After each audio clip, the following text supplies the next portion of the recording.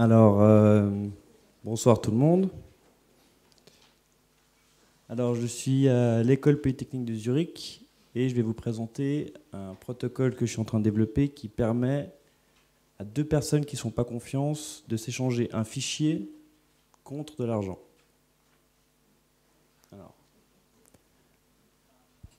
Donc, je ne sais pas si vous connaissez, si vous êtes familier peut-être. Alors ça, c'est un site de torrent.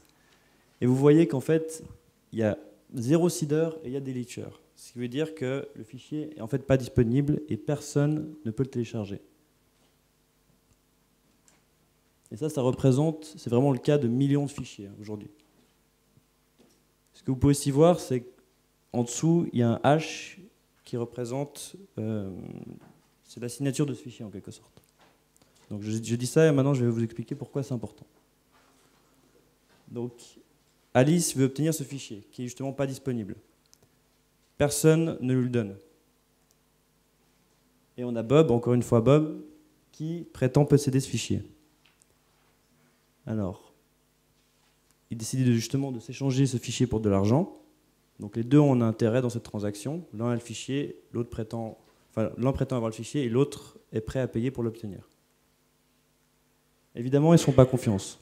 Sinon, ils pourraient le faire juste entre eux et ce ne serait pas un souci.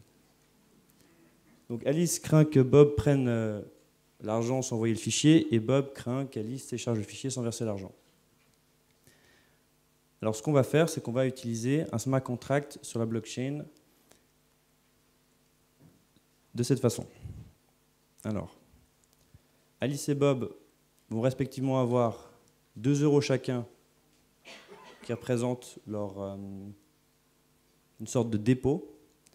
Alice va aussi prendre 5 €, en l'occurrence ce sera la valeur du fichier, et Bob a le fichier. Donc vous voyez, c'est représenté ici, ça devrait être assez clair. Entre les deux, on a un smart contract qui est donc sur la blockchain, typiquement Ethereum, Hyperledger, mais ce serait plutôt Ethereum parce que l'idée c'est vraiment que ce soit juste entre deux personnes qui ne se font pas confiance, donc ils n'auront pas besoin de banque ou d'autres intermédiaires. Ils vont les deux déposer leur argent sur le smart contract et Alice va aussi mettre le billet de 5 €. Bob va prendre le premier bloc de ce fichier, va l'envoyer à Alice et Alice, par un procédé cryptographique, va vérifier que ce fichier est correct. Alors comment elle le fait, je ne peux pas vous le donner dans les détails, mais c'est un lien avec le hash du fichier. Donc il y a un moyen mathématique de vérifier que le bloc que Bob a envoyé est bien correct. Quand c'est correct, elle va donner le OK au smart contract. Le smart contract va pouvoir donner l'information à Bob. Enfin, en l'occurrence, Bob va pouvoir aller sur le smart contract et vérifier que c'est bon. Et vu que c'est validé pour lui, il sait qu'il va être payé. Donc, il donne le bout de fichier suivant. Et on voit qu'on fait ce processus de façon itérative. On vérifie le bloc suivant. Est-ce que c'est bon? Oui. On envoie sur le smart contract. Et on voit que ça se passe tout simplement, et ainsi de suite. Et ça pour tous les blocs du fichier, jusqu'à ce que Alice ait tout le fichier. Elle vérifie que c'est bon. Et ensuite, Bob reçoit la confirmation et chacun peut retirer son argent. Alice récupère son dépôt et Bob récupère son dépôt, obtient le billet de 5 € et Alice a le fichier. Alors remarquez bien que c'est quelque chose qui ne serait pas possible sans une blockchain. Il faudrait nécessairement un intermédiaire. Donc les propriétés de ce protocole, c'est qu'il est équitable. C'est-à-dire que quelqu'un d'honnête ne peut pas perdre. En suivant les règles du jeu, on ne perd pas. Il est peu coûteux. En l'occurrence, évidemment, si toutes ces transactions devaient être faites sur la blockchain, juste pour revenir, alors ce serait hyper coûteux. Évidemment, il y a un moyen de le faire off-chain, c'est-à-dire on fait juste quelques transactions sur la blockchain, du coup c'est très peu coûteux. Voilà. Aussi, il est anonyme, c'est-à-dire que les participants n'ont même pas besoin de se connaître, n'ont pas besoin d'être identifiés, et même si leur gouvernement ne veut pas qu'ils le fassent, personne ne peut l'arrêter.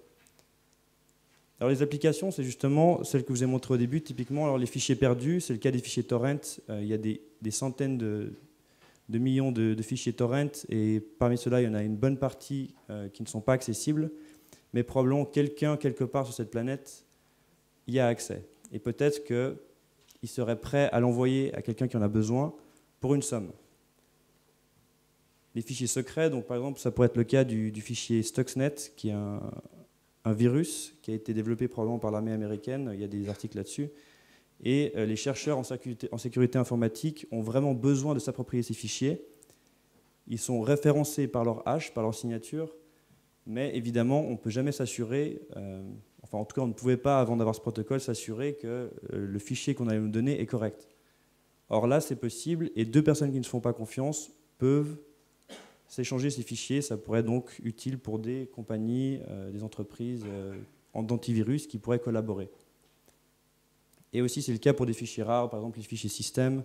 Donc sur votre système d'exploitation, vos Mac, vos ordinateurs que vous utilisez, il existe certains fichiers qui sont nécessaires au bon fonctionnement, mais il est possible qu'ils aient été supprimés ou qu'ils ne soient pas disponibles, mais ils sont toujours référencés par leur hash, c'est-à-dire par leur signature, et donc il serait possible de vous les transmettre au cas où.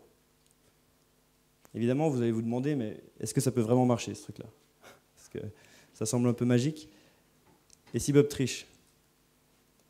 Alors, ce qui va se passer, donc on revient au cas précédent. Supposons que Bob envoie un bloc, Alice le vérifie, mais ça ne marche pas.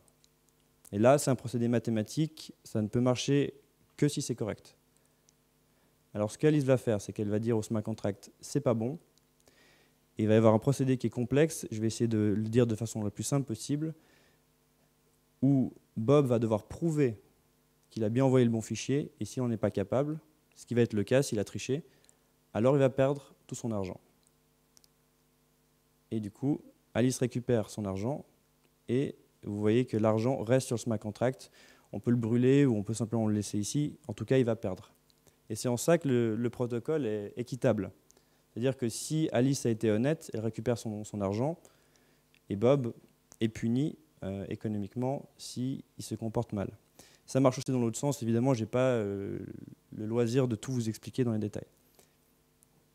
Donc, pour les mauvais comportements, alors on a déjà parlé, d'autres conférenciers ont parlé de théorie des jeux. Un concept très important, c'est le concept d'équipe de Nash. Donc l'idée, c'est que quand vous avez un jeu, vous avez des participants, quelle est en fait la situation d'équilibre? Quelle est la stratégie pour chaque participant qui maximise en quelque sorte leur payoff ou leur récompense? Et ça de façon stable. Quelque chose de très courant, c'est le dilemme du prisonnier. Donc typiquement, vous avez deux suspects dans une salle d'interrogatoire et les policiers vont les séparer et leur dire si tu dénonces l'autre, tu auras une peine plus grande, ou tu auras une peine plus petite, pardon, et ainsi de suite. Et en fait, l'équilibre de Nash dans cette situation, c'est justement celle que vous voyez en bas à droite, c'est que chacun dénonce l'autre. Et c'est évidemment ce que la police veut. Dans notre cas, c'est plus proche du problème du rendez-vous, où en fait, aucun ne va gagner s'ils ne sont pas d'accord, et s'ils arrivent à se donner rendez-vous, ou en quelque sorte à collaborer, alors ils vont les deux gagner. Donc ça, c'était une introduction très rapide sur la théorie des jeux. Évidemment, c'est beaucoup plus compliqué que ça, mais c'est vraiment l'essentiel de ce protocole. Donc en conclusion, on a un protocole qui permet de s'échanger des fichiers qui ont été perdus, donc tout ce qui est torrent, mais vraiment n'importe quel fichier qui est indexé par son hash, par sa signature, peut être échangé avec ce protocole. Et c'est vraiment important de comprendre que les gens n'ont pas besoin de se faire confiance. On n'a pas besoin d'intermédiaires.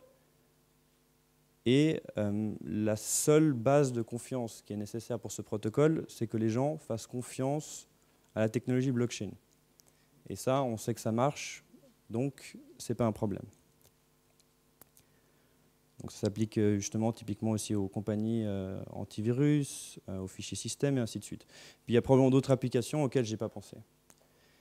Et en récapitulant, les propriétés, donc le système est équitable, un participant honnête ne peut pas perdre, il est peu coûteux, il est anonyme, donc les participants pourraient même utiliser des réseaux de façon à ne pas pouvoir être tracés dans leurs transactions, et il est inarrêtable. Merci beaucoup. Voilà.